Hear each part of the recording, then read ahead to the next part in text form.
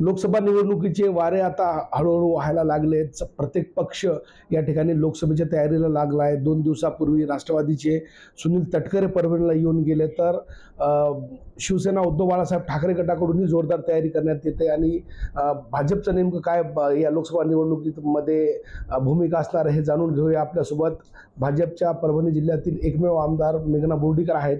ताई, लोकसभा निवडणुकीचे वारे आता वाहू लागले, कशी परिस्थिती आहे जिल्ह्यामध्ये? परभणी लोकसभेसाठी भाजपचा दावा असणार आहे का?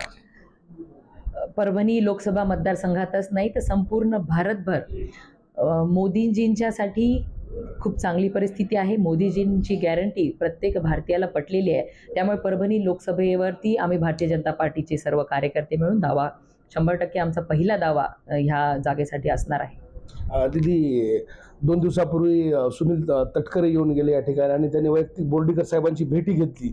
राष्ट्रवादीचा दावा आहे का किंवा भाजप दावा करणार आहे का या जागेसाठी? भाजपच्या सर्व कार्यकर्त्यांचा आतापर्यंत युतीमध्ये ही जागा नेहमी शिवसेनेला मिळालेली आहे। मग यावेळेस तरी भाजपच्या कार्यकर्त्यांच्यासाठी ही जागा भाजपला मिळावी यासाठी आमचा दावा आहे आणि आमचंच त्याच्यावर हक्क आहे।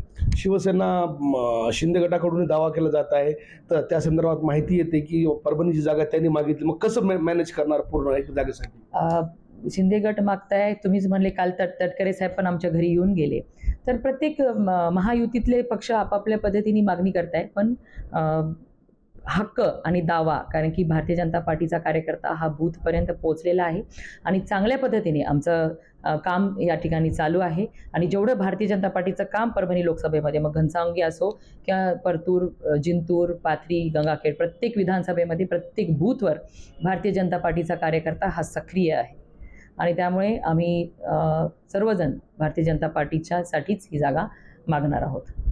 भारतीय जनता पार्टीसाठी मागणार आहेत, मग बोर्डीकर कुटुंबियांपैकी कोणी उमेदवार असू शकते का? पक्ष जो सक्षम उमेदवार असेल त्याला उमेदवारी देईल आणि जो पक्षाने उमेदवार दिला त्या उमेदवारासाठी तन मन धनाने आम्ही पक्षाचे कार्यकर्ते म्हणून काम करू। बोर्डीकर कुटुंबियांचा दावा असणार आहे? दावा वगैरे नाही, आमचा पक्ष शिस्तीत चालणार आहे आणि आम्ही सुद्धा शिस्तीत चालणारे आहेत। पक्ष आदेश, पक्ष नेतृत्व ज्या उमेदवाराला उमेदवारी देतील त्यासाठी तन मन धनाने आम्ही काम करू। राहिला विषय भाजपसाठी मागणार, मात्र हे मात्र निश्चित आहे?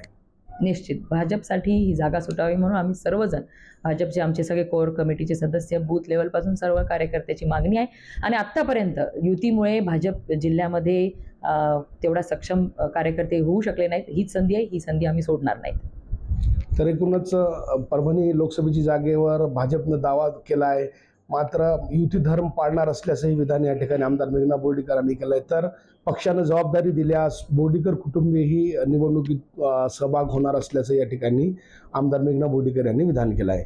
कॅमेरा पर्सन सय्यद खिजरसह नजीर खान, TV9 मराठी, परभणी।